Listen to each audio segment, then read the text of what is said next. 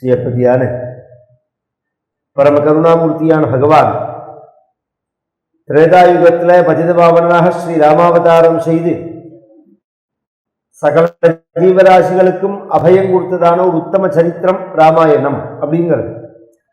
வைஷ்ணவ சம்பிரதாயத்தில் ராமாயணத்தை சரணாகதி பிரபத்தி சாஸ்திரம்னு சொல்லுவார்கள். ராமாயணம் அப்படிங்கிறது பிரபத்தி சாஸ்திரம். என் காலை பிடிச்சுக்கோ அப்படின்னு பகவான் சொல்றான். காலை பிடிச்சுட்டா ரட்சிப்பேன் அப்படின்னு சொல்றான். அதனாலதான் கம்பர் முதல் பாட்டிலேயே அழகிலா விளையாட்டுடையார் அன்னவர் தலைவருக்கே சரணாங்களே அப்படிங்கிறார். முதல்லையே நமஸ்காரம். இங்க ரெண்டு அர்த்தம் பாடமங்க. சரண் நாங்களே, சரண் ஆகுங்களே. இந்த காலை பிடிச்சுக்கோங்கோ. காலை பிடிச்சா என்ன தவறுதல் பண்ணினாலும் மன்னிக்கக்கூடிய ஒரு அவதாரம், அப்பேற்பட்ட ஒரு சங்கல்பம், அப்பேற்பட்ட ஒரு விரதம் இந்த அவதாரம். இதில் ஒரு ஆச்சரியம், ஒரு சனாதன வைதீகமான சம்ஸ்காரங்கள் அடைஞ்ச ஒரு மதத்துல இருந்தவா ராமனை கொண்டாடினாங்கிறது ஆச்சரியம் இல்லை. எல்லாரும் கொண்டாடி இருக்காங்க.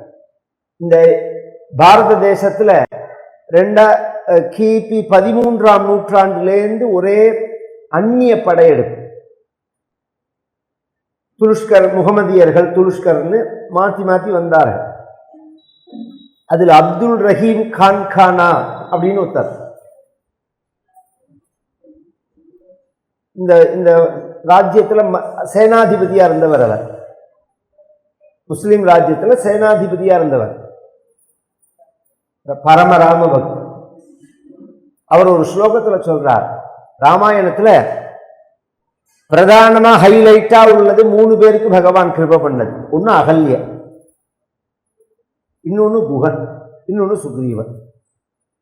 அகல்ய கல்லு மாதிரி இருந்தால், பதிதையா இருந்தால், பிரஷ்டையா இருந்தால், அவளுக்கு சாஸ்திரத்தினால உத்தாரணம் கிடையாதுங்கிறத பகவான் அவளை உத்தாரணப்படுத்துறார். குஹனும் ஜென்மாவினால பதிதன், சாஸ்திரங்களால ஆச்சார அனுஷ்டானங்கள் விதிக்கப்படாதவன். இவள் விதிச்சு விட்டவள். குஹன் விதிக்கப்படாதவன். அவனையும் பகவான் கட்டிண்டு என் தம்பி அப்படிங்கிறார். அதோட ஆச்சரியம், ஒரு குரங்கு சுக்ரீவன், பிறவியில ஒரு குரங்கு. அந்த குரங்க பகவான் கரையேற்றி விடுறார். 3 பேர் எடுத்துக்கிறார் இவர்.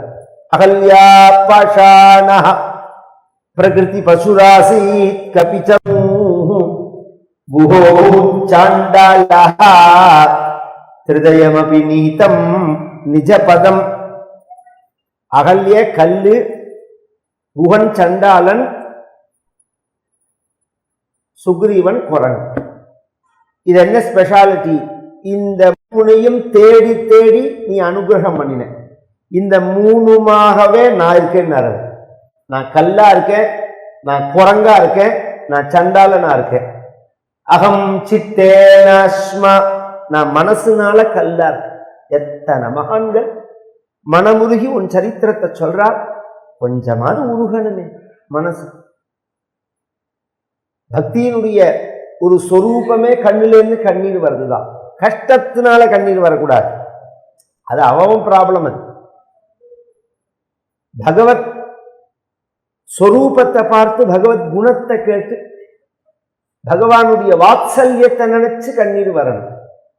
கால மழை போல கண்ணீர் சேர கல்மணமே நல்மணமாய் கரைய பெற்றோ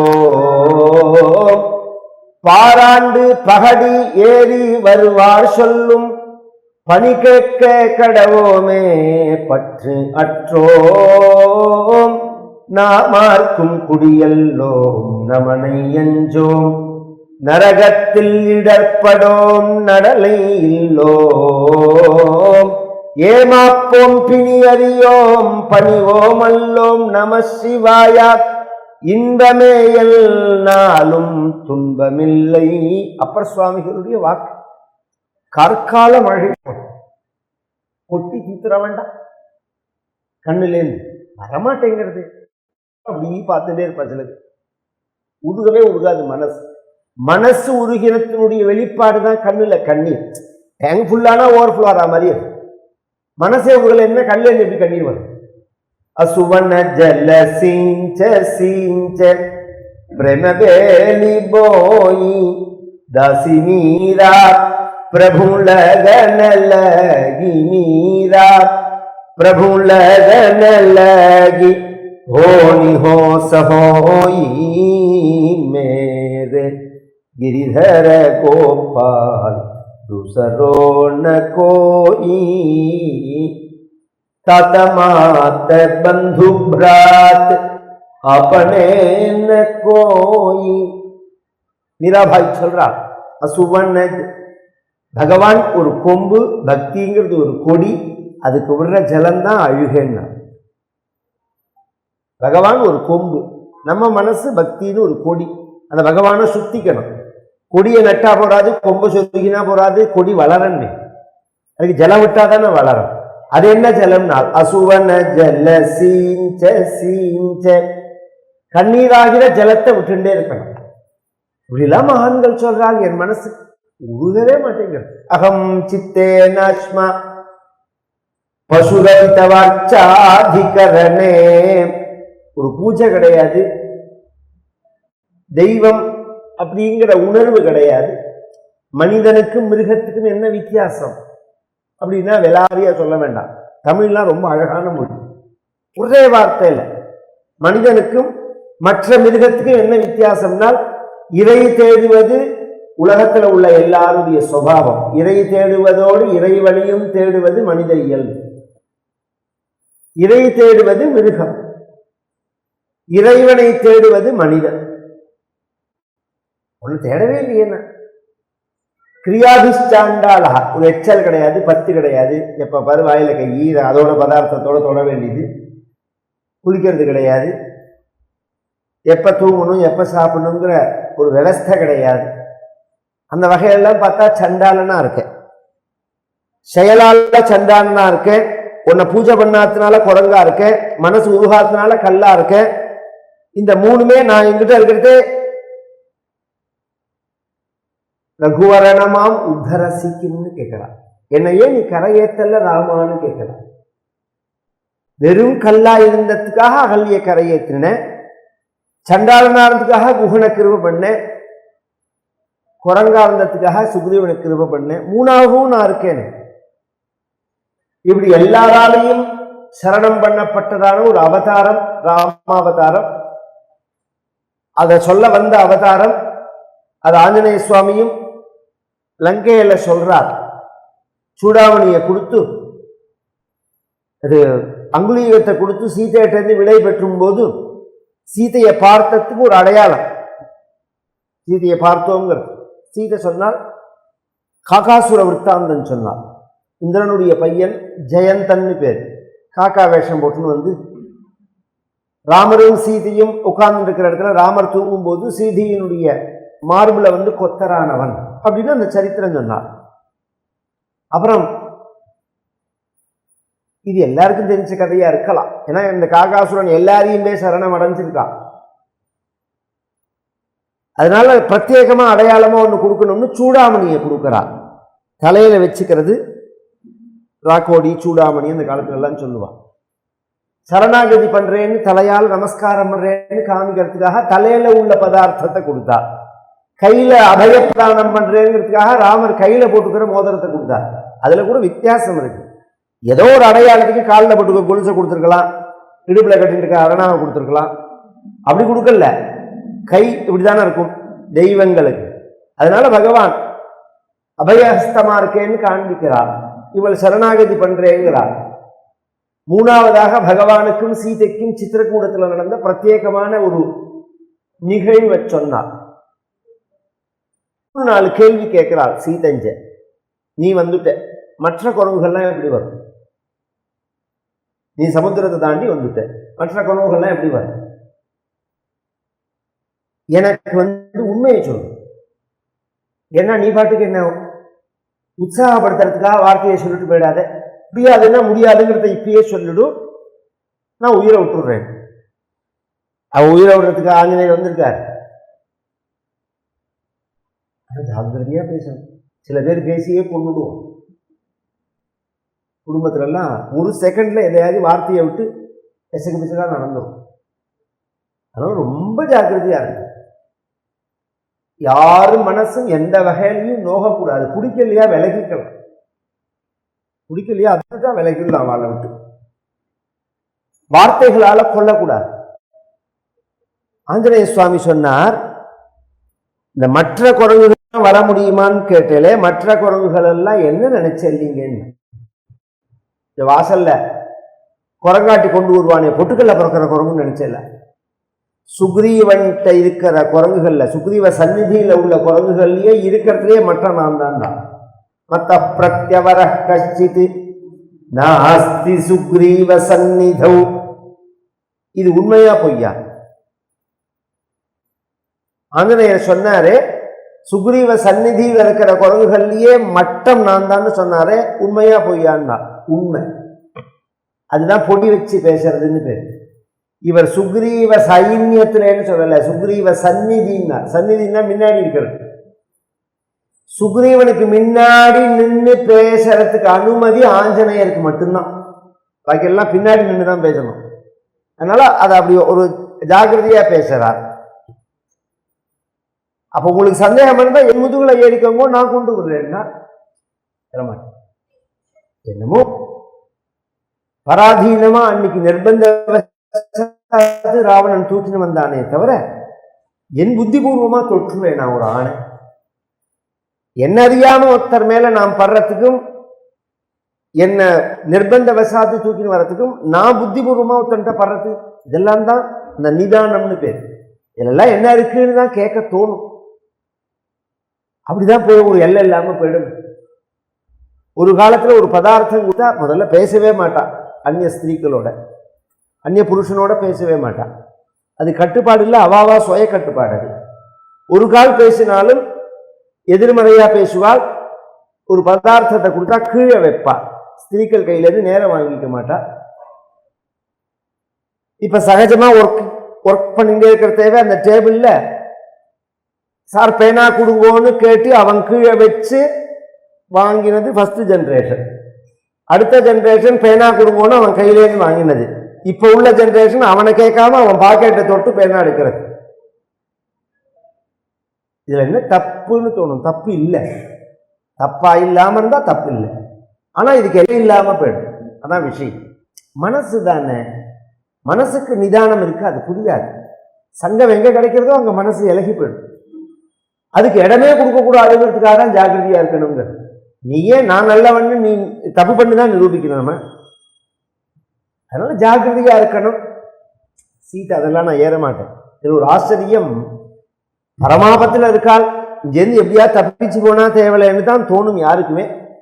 ஒரு க்ஷத்திரிய பெண்ணா இருக்கிறதுனால அந்த திருப்தியில இருக்கா. சீதை சொன்னாள், நீ வேணா ஒரு நாள் தங்கிட்டு வரையாஞ்ச, ஒரு 2 நாள் 3 நாள் தங்கலையா? ஏன்? உன்னை பார்த்த தெரிஞ்சு மனசோகி, இதெல்லாம் சுந்தரகாண்டத்துல டாலர் பேரும் இந்த ஸ்லோகங்கள்லாம். மனசோகி மம பிரீத்தி உற்பன்னா தவ தரிசனாத்துங்கிறார். உன்னை பார்த்ததுலேருந்து என் மனசு அவ்வளோ சந்தோஷமா இருக்குங்கிறார். யார் சொல்றது? மகாலட்சுமி. எந்த மகாலட்சுமி பாக்கெட்ல இருந்துட்டா எல்லாருக்கும் சந்தோஷமா இருக்குமோ, சுவாமிஜி உள்பட குதூகலமா இருக்கார் கார்த்தாலேருந்து மடத்துல. என்னன்னா, யாரோ ஒருத்தர் வந்தாரு, ஒரே செக்ல 1 கோடி ரூபாய் கொடுத்துட்டா மடத்துக்கு டொனேஷன் அப்படின்னு உடனே அவ்வளோ ஜாலியாயிடுவார் சுவாமிஜி. அவர் நல்லது பண்றாருங்கிறதெல்லாம் அடுத்த விஷயம்.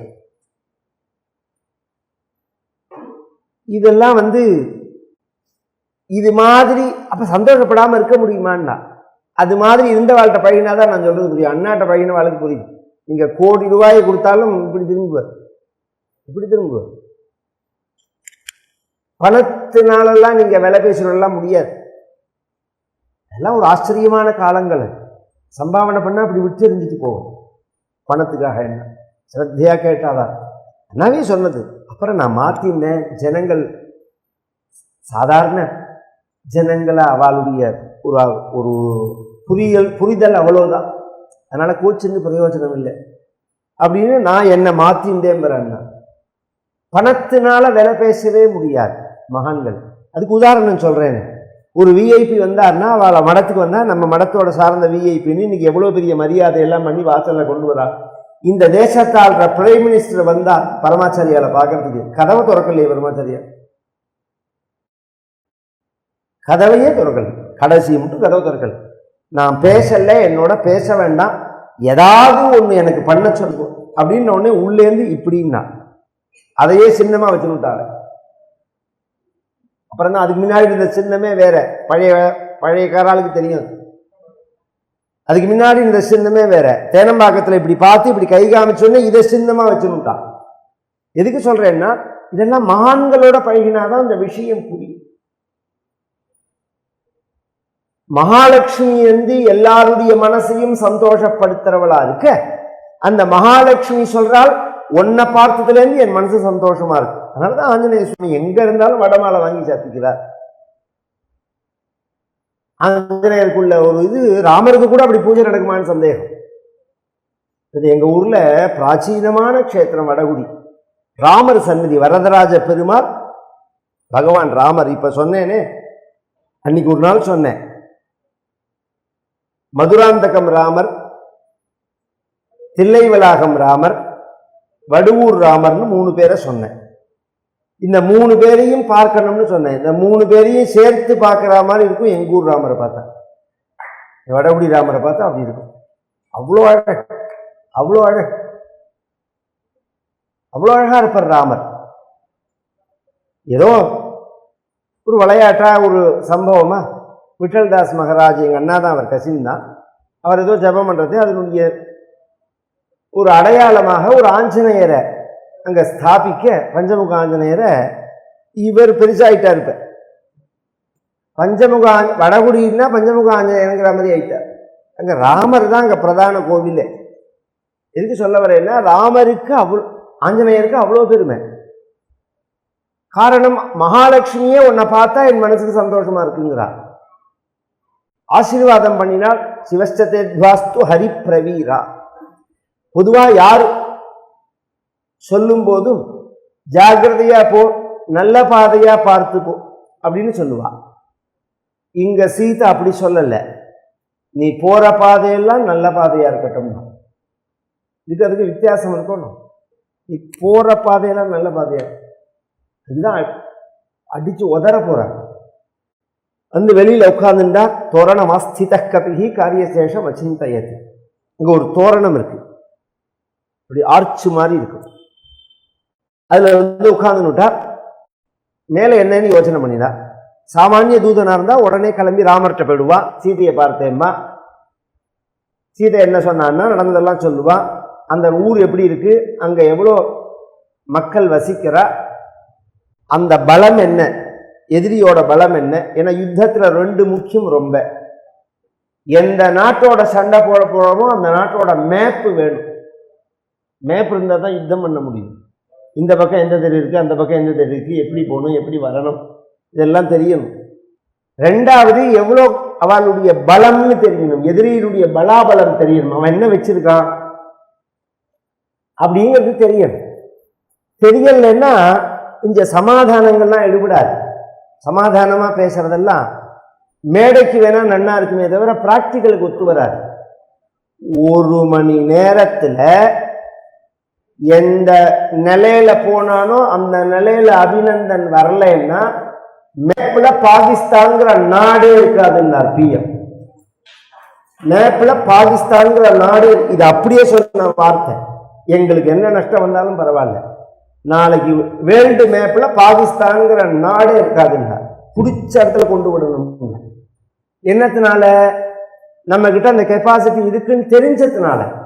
சும்மா உதாரா என்ன வேணாலும் பேசலாம், சவடாலா பேசலாம், இருக்கா இல்லையான்னு தெரியணுமோ.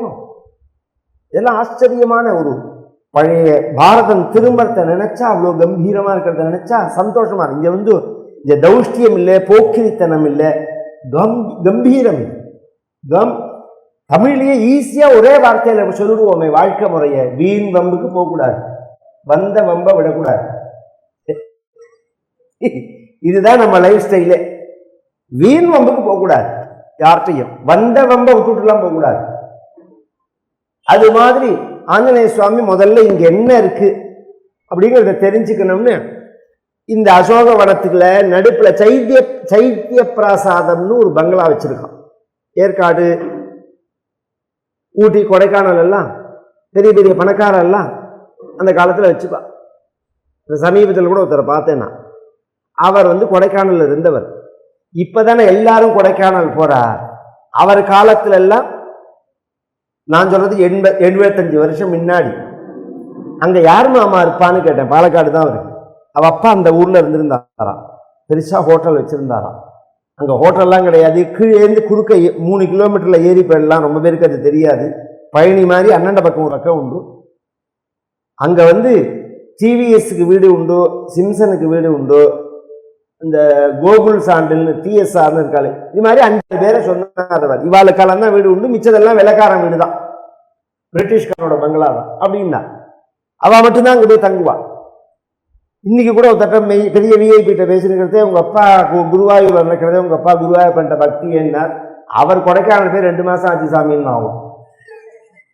இந்த பக்கம் என்ன கூப்பிடாது, மழை பெஞ்சப்பறம் நான் வரேன்னு சொல்லிட்டு போயிட்டார் அவர். ஏன்னா வெயில் என்னால தாங்க முடியல. இப்படிலாம் ஒரு வசதி உள்ளவாளுடைய வாழ்க்கை முறை. அது மாதிரி இவன் அங்கேயே வச்சுட்டு இருக்கான் ஒரு எஸ்டேட்டு. ஆஞ்சநேய சுவாமி முதல்ல அதை தரமட்டமாக்கினார். நான் வந்ததுக்கு அப்புறம் உனக்கு ஏது சந்தோஷம், இங்க இருக்கிற குரங்குகள்லாம் போய் ராவணன்ட்ட, இது ராட்சசிகள்லாம் போய் ராவணன்ட்ட சொல்ல, ஏதோ வழி தவறு குரங்கு வந்திருக்குன்னு நினைச்சு 5-6 ராட்சசால் அனுப்பிச்சா. அவளை வதம் பண்ணினார். 80,000 பேர் அனுப்பிச்சான். 80,000 ராட்சசா வந்தா இதுவே குரங்குகள்லாம் வதம் பண்ணிட்டு வந்துடும் அப்படின்னு சொல்லுவார். ஆஞ்சநேயரை பொறுத்தவரை என்னன்னா, எனக்கு எவ்வளோ கெப்பாசிட்டிங்கிறத அவர் எடுத்த உடனே காமிக்க மாட்டார். தனக்கு எவ்வளோன்னு, எதிராளி எந்த அளவு ஸ்டெப் எடுக்கிறானோ அந்த அளவு தான் ஸ்டெப் எடுப்பார். அதுக்கு மேலேயும் போக மாட்டார், அதுக்கு கீழேயும் இருக்க மாட்டார். அங்கேருந்து வரத்தேவே இவர் பாட்டுக்கு தோரணத்துல உட்கார்ந்து ஒரு ராமாயணம் சொல்றாருங்க. ஜெயத்யதி பலோ ராமஹ லக்ஷ்மணஸ்ச மகாபலஹ ராஜா ஜெயதி சுக்ரீவஹ ராகவேனாபிபாலிதஹ தாசோஹம் கோசலேந்திரஸ்ய ராமஸ்ய க்ளிஷ்ட கர்மணஹ ஹனுமான் நிகந்தா சத்ரு சைன்யானாம் ஹனுமான் மாருதாத்மஜः நராவண சஹஸ்ரம் மே யுத்தே பிரதிபலம் பவேத். அங்கேருந்து 80,000 பேரும் லெஃப்ட் ரைட்னு ஒன்று இருக்கானா, வாங்கடா பாவிகளான்னு. வரத்தேவே டெத் சர்டிபிகேட்டோட வரையலேடா, கையில் எடுத்துன்னு வரா மாதிரி வரையலேடா. எவனுக்காகவோ எவனோ உயிரை விடுறேலடா. என்ன வெத்து விட்ட ஆளுன்னு நினைச்சியா? நான் யார் தெரியுமா? பலத்தோட பிரகாசிக்கக்கூடிய பிரஸ்ரவண பர்வதத்துல பிரகாசிக்கிற ராமரோட, எந்த ராமர்? லக்ஷ்மணரோட உள்ள ராமர். லக்ஷ்மணன் எப்பேற்பட்டவன்? லக்ஷ்மணஸ்ச மகாபலஹ. ராம் ராஜா கி ஜெய், லக்ஷ்மண் ராஜா கி ஜெய். அடுத்தது சுக்ரீவனை பத்தி சொல்றார். சுக்ரீவனோட மந்திரி. எந்த சுக்ரீவன்? அது வேற. வாழைமர கல்யாண மண்டபத்துல வாசல்ல கட்டிருக்கிற வாழை மரத்துல உள்ள வாழைக்காய், கச்ச வாழைக்காய்க்கு மண்ணாடின பய இன்னைக்கு ராஜா.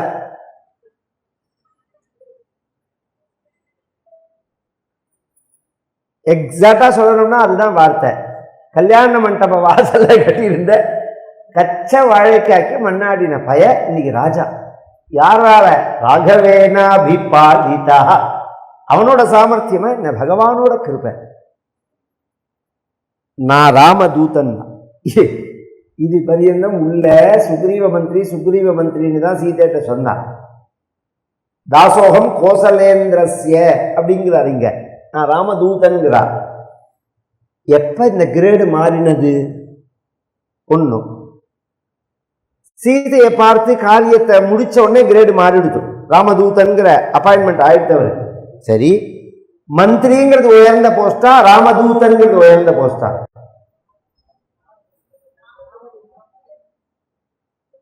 மந்திரிங்கிறது உயர்ந்த போஸ்டா, பிஎம் பிஏங்கிறது உயர்ந்த போஸ்டா? அதுதான் உயர்ந்த போஸ்ட். மந்திரி கூட அப்பாயின்மெண்ட் வாங்கிட்டு தான் பேசணும். அந்த வேல்யூ தெரிஞ்ச வேலைக்கு தான் புரியும் அது. அதனால கிரேடு மாறின உடனே பழைய போஸ்ட் அப்படியே விட்டுட்டா. இதெல்லாம் நாம தெரிஞ்சுக்கணும். பைத்தியமா இருந்தா ஆபீஸ்ல அந்த காலத்துல எல்லாம் இந்த சப் ரிஜிஸ்ட்ரார், தாசில்தார், கிளர்க்கு இந்த மாதிரிலாம் இருக்கும். ஏதோ பரீட்சையெல்லாம் எழுதி மேலே வந்துடுவா, தாசில்தார் ஆகிட்டான்னு வச்சுக்கோங்களேன். அந்த கிளர்க்காக இருக்கும்போது அடிச்ச அந்த லெட்டர் பேடு இருக்கு பாருங்க, அதெல்லாம் மேலே அடிச்சுட்டு மேலே மேலே எழுதிட்டு இருப்பான் தாசில்தார் தாசில்தார். கெட்டிக்காரனா இருந்தால் அத்தனையும் வெந்நீரப்பில் போட்டுருவான். அப்படி ஒரு போஸ்ட்ல இருந்ததாவே வெளியில தெரியாதபடிக்கு பண்ணிவிடுவான். கீழ் போஸ்ட்ல இருந்ததாவே காமிக்க கூடாது. அது மாதிரி நான் சுக்ரீவ மந்திரி இல்லை, அதை பத்தியே பேச. ராமதூதன்னா இந்த ஊர்ல யாரோ ராவணன் ஒரு 10 தலை பூச்சி இருக்காமே. எனக்கு சண்டை போடணுங்கிற மூடு வரணும்னாலே 1000 ராவணன் வேணும்னா ராவண சஹசிரமே. சில பேர் என்ன டிஃபன் கேட்பா, தோசை டிஃபன் வாங்க வாக்க ஆரம்பிக்கிறேன்னு. அதெல்லாம் எனக்கு சரியா வராது. 5-6 தோசை வாத்த பிறகு கூப்பிடும் பண்ணுவோம். இவன்னா வாத்து முஞ்சியை பார்த்துன்னு உட்காந்துருக்க முடியாது. 5-6 தோசை வாத்தப்புறம் என்ன கூப்பிடுங்கிறாம தெரியல. அது மாதிரி எனக்கு சண்டை போடணும்னாலே 1000 ராவணன் வேணும் எனக்கு. நராவண சஹசிரமே யுத்தே பிரதிபலம் பவேத். பந்தமா அப்படியே நின்றுட்டான். நம்ம ஊர்ல ஒத்த குரங்கு நிராயுதபாணியா நம்ம பேரை சொல்றதுக்கே பயப்படுற ராவணனை 1000 ராவணன் வேணும்னா இது என்ன நிஜமா சொல்றதா பொய்யா சொல்றதா? அத்தனை பேரையும் கொண்டுட்டார். ஒத்த மட்டும் மிச்சம். யுத்த தர்மம் அது. ஒருத்தர் மிச்சம் விடணும். இவன் நேரம் ராவணன்ட்ட போனா, ராவணன் அதே மெதப்பில் தானே இருக்கான். கல நிலவரம் என்னன்னே அவனுக்கு தெரியாது. அதுதான் நாசமா போறதுக்கு முக்கிய காரணம். இந்த சுத்தி இருக்கிறவன் பேச்ச கேட்கவே கூடாது.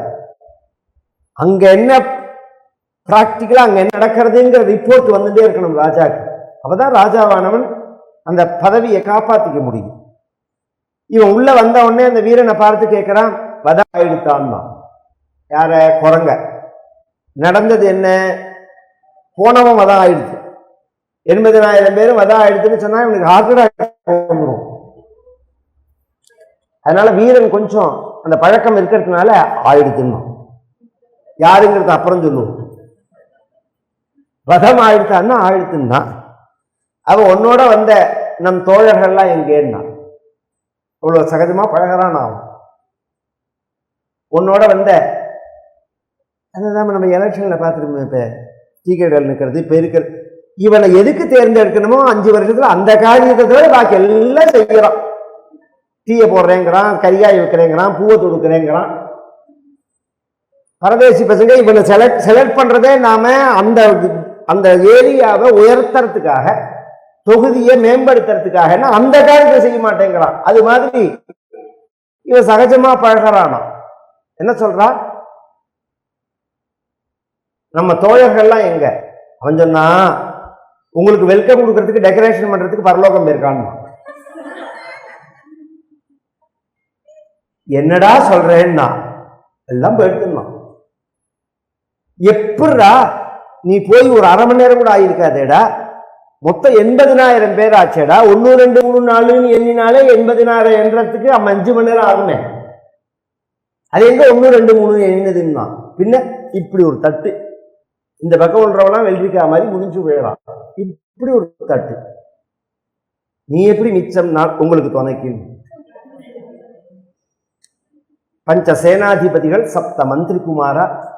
அடுத்தது ராவணன் அனுப்பிச்சது. ராவணனுடைய மூத்த குமாரனுக்கு அக்ஷயகுமாரன்னு பேரு.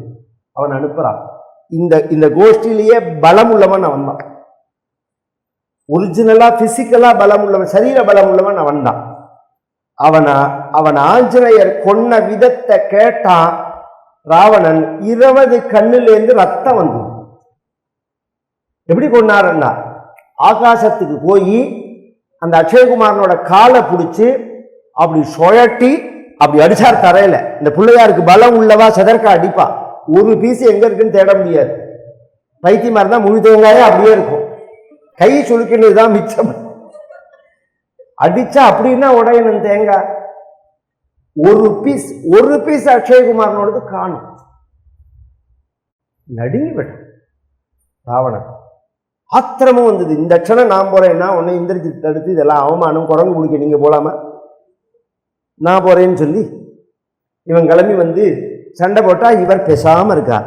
வந்த உடனே இந்த குரங்காங்க. ஏன்னா அப்பயே சொன்ன மத்தியில இல்லை, எங்க தாத்தா ரொம்ப ஒரு விஷயமா சொல்லுவார், நாம சுந்தரகாண்டத்தை பிடிச்சு சொல்லணும்னா குரங்கோட 10 நாள் பழகணுங்கிறார். அப்பதான் சுந்தரகாண்டத்துக்கு அந்தந்த இடமே புரியும். இந்த இந்திரஜித்து போட்ட பானத்தெல்லாம் லட்சியம் தவற விட்டார் ஆஞ்சநேயர்னு இருக்கு, ஒரே பதத்துல முடிஞ்சு போயிடுது. இதுக்கு எப்படி விளக்கம் சொல்ல முடியும்னா, நம்ம மாத்த மொட்டை மாடியில வந்து குரங்கு உட்காந்துருக்கும். சின்ன குரங்கு இல்லை, பெரிய குரங்கு, தடி குரங்கு, மந்தி அப்படின்னா ரோகம், நம்மளை பார்த்து இந்த அப்படின்னா டொர் அப்படிங்கும். உடனே நாம என்ன பண்ணணும், கீழே இருந்து ஒரு கல்லை விட்டு எறிஞ்சோம்னு வச்சுக்கோங்களேன், அந்த மந்தியை பார்த்தா தான் நான் சொல்றது புரியும். அங்கேருந்து கல்லை விடுற பரியந்தம், இந்த கல்லின் இந்த இடம் வர பரியந்தம் அது பேசாம இருக்கும். அந்த குரங்கை அடிக்கிறதுக்கு எல்லாருமே செல்ல சைலண்ட்ல போடுங்கோ. இந்த இடம் வர பரியந்தம் பேசாம இருக்கும் அந்த கல்லு. இந்த இடம் வந்தோடனே இப்படிங்க அந்த லட்சியத்தை அது மேல படாதபடிக்கு இப்படின்றோம். அது மாதிரி இவன் என்ன பானம் போட்டாலும் அப்படியே போய், இது ஒன்றும் சாதாரண குரங்கு இல்லைன்னு பிரம்மாஸ்திரத்தை போட்டுவிட்டான் அடுத்த உடனே. அதுக்கு கட்டுப்படுறதா வரன் கொடுத்துருக்கார். இவர் கீழே வந்த உடனே ராட்சசாலாம் வந்து கயத்தால கட்ட பிரம்மாஸ்திரம் விட்டு கொடுத்து, அதோட ஒரு சுபாவம் அது. அதை நம்பினாதான் அதுக்கு கட்டுமே தவிர இன்னொருத்தருக்கு நம்பினா அது விட்டுடும். அது பிரம்மாஸ்திரம் விட்டு கொடுத்துங்கிறது இந்திரஜித்துக்கும் தெரியும், ஆஞ்சநேய சுவாமிக்கு தெரியும். ஆஞ்சநேயர் கண்ணை திறக்கல. ஏன்னா இந்த ராட்சசாலாம் கட்டின்ண்டே என்ன பண்றான், இந்த நம்ம ஆத்துல பழைய கிராமத்து பழக்கம் உள்ள வாழ்க்கை தான் தெரியும். அந்த அந்த மூட்டை வந்து தொக்குன்னு இருக்கக்கூடாது, விண்ணுன்னு இருக்கணும். அதுக்காக குத்துவார் இந்த பக்கம் அந்த பக்கம். ஆஞ்சநேயர் அது மாதிரி குத்தராம், கயத்தால கட்டுற தேவை. வெறும் குத்தோட நிற்காம இதை கட்டி தூக்கிண்டே ராசா முன்னாடி போடணும்னா, அது ராவணன் முன்னாடி. ஆஞ்சநேயர் பார்த்தா தூக்கின்னு போறேங்களா, கண்ணை திறந்தா நடந்து வான்னு சொல்லுவான். தூக்கட்டோம்னா இன்னொருத்தர வேலை செஞ்சா சும்மா விடுவோமா. எங்க ஊர்ல பட்டாமணியார்னு ஒருத்தர் இருந்தார், காலத்தால 4:30 மணிக்கு அவரும் இன்னொரு சாட்சி ஒருத்தர் இருந்தார், அவர் பேரை சொல்ல வேண்டாம், இவர் தான் அசட்டு பட்டாமணியார் தான், அதனால அவர் பேரை சொல்றேன். 2 பேரும் குளத்துக்கு குளிக்க போனா இந்த சாட்சியில் என்ன பண்ணுவார், பட்டாமணியார் ரொம்ப நாளா வேஷ்டி துவைப்பார், சவுக்காரம் இல்லாமையே பளிச்சுன்னு துவைப்பார். இருட்டுல இவர் வேஷ்டியை மாற்றி வச்சுடுவார். 10 நிமிஷம் துவைச்சு முடிச்சதுக்கு அப்புறம், ராமச்சந்திரா என் வேஷ்டி மாதிரி இருக்கேன். இது தினம் நடக்கும். வேஷ்டியை துவைச்சு வாங்கிக்குவார் அவர்கிட்ட. அது மாதிரி இவர் தூக்கட்டோம்னு விட்டா, தூக்கின்னு வந்து போட்டா, அப்புறம் தன் உடம்பை இலக்கிய வச்சிருந்து தன் வாளாலேயே ஒரு ஆசனத்தை போட்டு, இப்படிலாம் ராமாயணத்துல இல்லை. அங்க ஒரு விசேஷம் இருக்கு. என்னன்னா, தமுத்வீக்ஷ்ய மகாபாகும் பிங்காட்சம் புரதஸ்கிருதம் கோபே மகதாவிஷ்டா ராவணோ லோக ராவண. அப்படி ஆஞ்சநேயரை உத்வீக்ஷ நிமிந்து பார்த்தான்னு இருக்கு. 32 படிக்கட்டு மேல ஆல்ரெடி ஏற்கனவே ராவணன் உட்கார்ந்துட்டு இருக்கான். அவனே ஹைட்ல தான் உட்கார்ந்து இருக்கான். அவன் ராவணன் ஆஞ்சநேயர் வந்து பார்த்தான்னா, அப்ப அவனோட உயரமா இருந்தாதான் நிமிந்து பார்க்க முடியும். அவனோட உயரமா வாழாத சீட்டு போட்டு உட்காந்துருக்கா. பிரகஸ்தனை விட்டு விசாரிக்க சொன்னான். பிரகஸ்தன் ஒரு மந்திரி. இந்த மந்திரிகளால தான் நாசமா போனதே ராவணன். இவனே அசத்து, அதுக்கு மேல் அசத்து. அதெல்லாம் யாரு, எந்த ஊரு, ஏன் வேஷம் போட்டுன்னு வந்தான், ஏன் சீதையை பார்த்தான், ஏன் ராட்சசர்கள் அசோகவனத்தை அழிச்சான், ஏன் ராட்சசர்களை வதம் பண்ணினான், சண்டை போட்டான், இதெல்லாம் கேளுன்னா. இதெல்லாம் அவர் கேட்கிறார். அந்த பிரகஸ்தனுக்கு பதிலே சொல்லல ஆஞ்சநேயர். அவர் அத்தனை கேள்வியும் கேட்டுட்டு ராவணனை பார்த்தார்.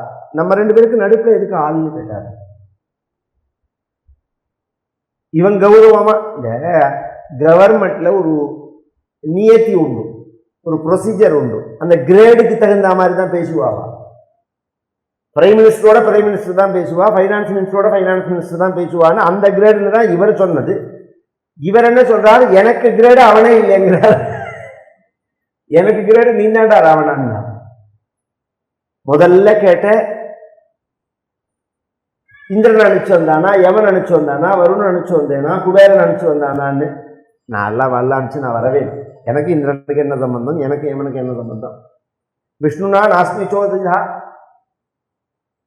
குபேரன் நினைச்சு வந்தான நல்ல கேள்வி கேட்டேன். அவனோ பணக்காரன் பேங்கர், நானோ பிரம்மச்சாரி, எனக்கு அவனுக்கு என்னடா சம்பந்தம்னு கேட்டேன். பிரம்மச்சாரி பணத்தை கையால் தொடக்கூடாது.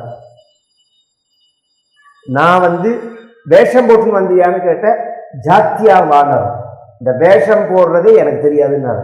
நான் இவன் வேஷம் போட்டுன்னு தானே வந்தான், அதுக்காக நான் ராஜாங்க காரியமா வந்திருக்கேன் அப்படின்னு சொல்லிட்டு இங்க ஒரு ராமாயணம் சொல்றார். பாலகாண்டம், அயோத்தியா காண்டம், ஆரண்ய காண்டத்தை 4 ஸ்லோகத்துல சொன்னார். கிஷ்கிந்தா காண்டத்தை 8 ஸ்லோகத்துல சொல்றார்.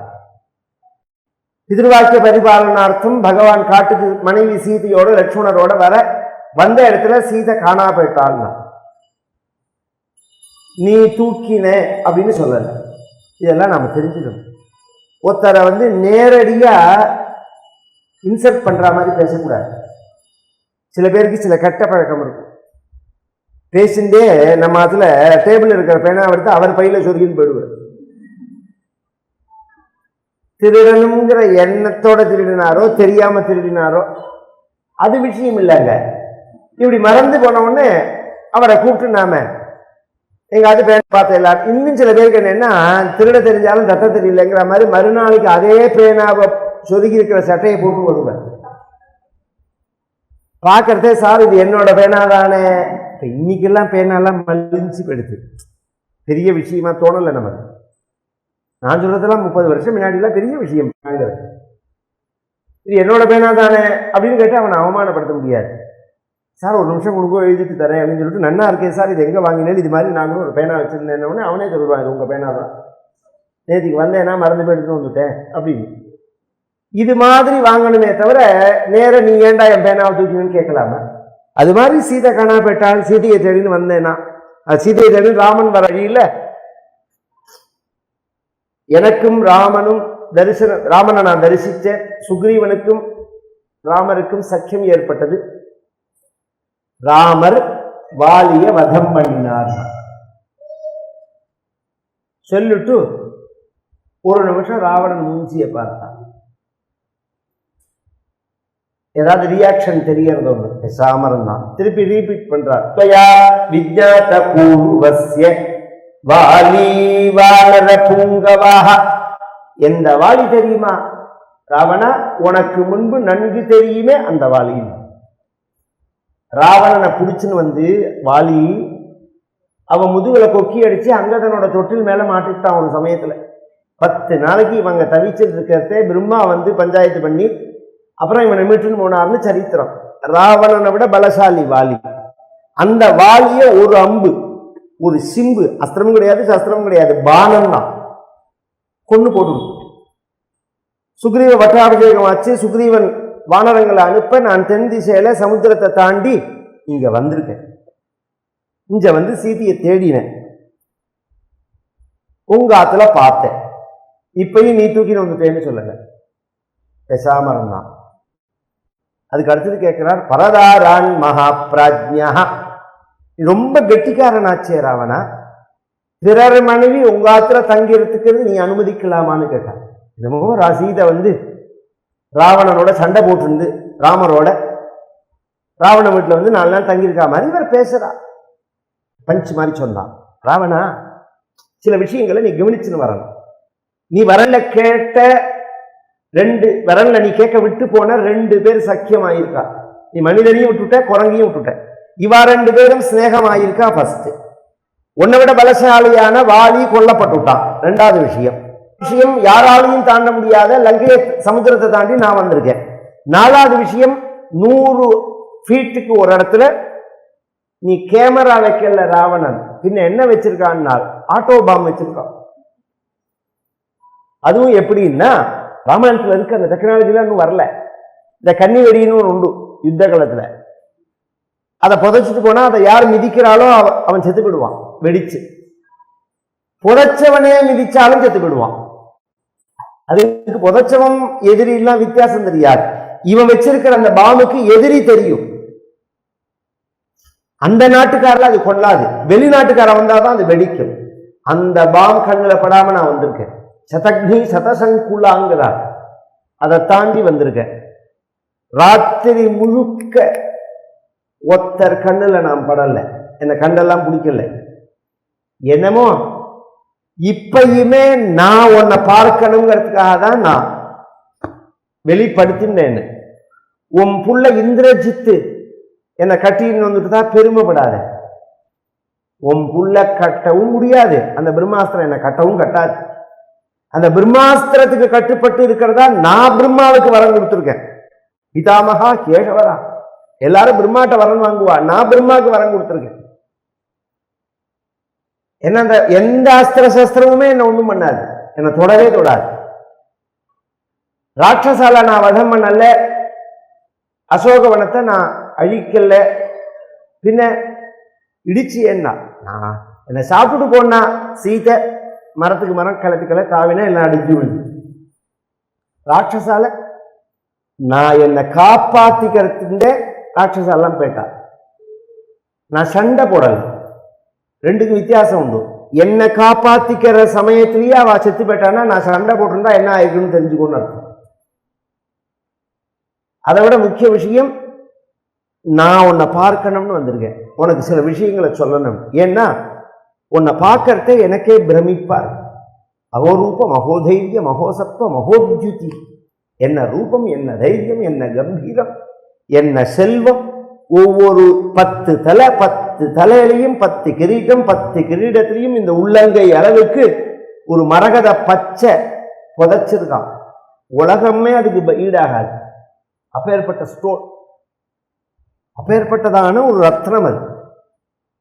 இதெல்லாம் நீ சிவபெருமான ஆராதிச்சு உழைச்சு சம்பாதிச்சு. இது ஒன்றும் கொள்ளையடிச்சதெல்லாம் கிடையாது, திருட்டுத்தனங்கள்லாம் கிடையாது. இவ்வளோ பெரிய உயர்ந்த நிலையில நீ வரத்துக்கு காரணம் உன்னோட உழைப்பு, நீ பண்ணின புண்ணியங்கள். அந்த நிலைக்கு வந்த உடனே அதையே நீ கண்டினியூ பண்ணியிருந்தேன்னா நீ உன்னை யாருமே உன்னை எதிர்க்கிறதுக்கு ஆள் இல்லைன்னு ஆயிருக்கும். இவ்வளோ உயர்ந்த நிலைக்கு வந்த நீ சீதையை தொடலாமாடா ராவணான்னு கேட்ட. சீதை தொடலாமா? உனக்கு தெரியாதா? பரதாரான் மகாபிராஜ்யா சர்வமகந்தி பராங்கனா. எப்பேற்பட்ட ஆளா இருந்தாலும் பொறத்தியார் கொண்டாட்டியை தொட்டா சர்வநாசம் ஏற்படும் தெரியாதா உனக்கு? நீ ஏன் இப்படி உனக்கு புத்தி போச்சு? நீ பண்ணின புண்ணியங்கள்லாம் முடிஞ்சும் போயிடுத்து. நீ பண்ணின பாவங்களோட அக்கௌண்ட் ரன்னிங்ல இருக்கு. இப்ப எல்லாரும் என்ன நினைச்சுருக்காள், புண்ணியத்தோட அக்கௌண்ட்ல பாபத்தோட அக்கௌண்ட் மைனஸ் ஆயிடும்னு. பேங்க்ல வேணா ஆகலாமே தவிர பகவானோட கணக்குல ஆகவே ஆகாது. பகவானை பொறுத்த பரியந்தம் இது தனி கணக்கு, அது தனி கணக்கு. உன்னோடது முடிஞ்சு இப்ப பாபத்தோட கணக்கு நடக்கிறது. உன்னோட பாவத்தினால லங்கையே எரிஞ்சு போகிறது. இப்படிலாம் சொல்ல இதெல்லாம் எதையுமே அவன் காதில் வாங்கிக்கல. இந்த குரங்க கொல்லுன்னா ஆத்திரத்துல. அப்பதான் விபீஷண சுவாமி சொன்னார், தூதவத்யா விகர்ஹீதா, மெசேஞ்சரை கொல்லவே கூடாது. ஏன்னா அவன் சொல்லிட்டான். இப்ப நாம் என்ன சொல்றோம்னு இவனை விட்டாதான் அங்க போய் சொல்லுவான். நீ கொண்டுட்டேன்னா நாம என்ன நினைக்கிறோம்னு அவனுக்கு எப்படி தெரியும்? அவனை மீறி நடந்துக்கலாமான்னால் அதுக்கு சில தண்டனைகள் கொடுக்குறான். அங்கஹீனம் பண்ணலாம், கையை வெட்டலாம், விரலை வெட்டலாம், காலை வெட்டலாம். அப்படின்னு உடனே வாழை வெட்டுன்னா, வாழில் தீ வையின்னா, வாழில் தீ வச்சா ஆஞ்சநேயர் நீட்டின்ண்டே இருக்கார். அனுமான் வார் மாலிங்கிறது இந்த இடத்துல தான். அனுமார் வாழ் மாதிரியும் பாபத்தில் அது இந்த இடத்துல தான். இருக்கிற பழைய துணி எல்லாம் சுத்தி, புது துணி எல்லாம் சுத்தி, துணி பத்தல்ல,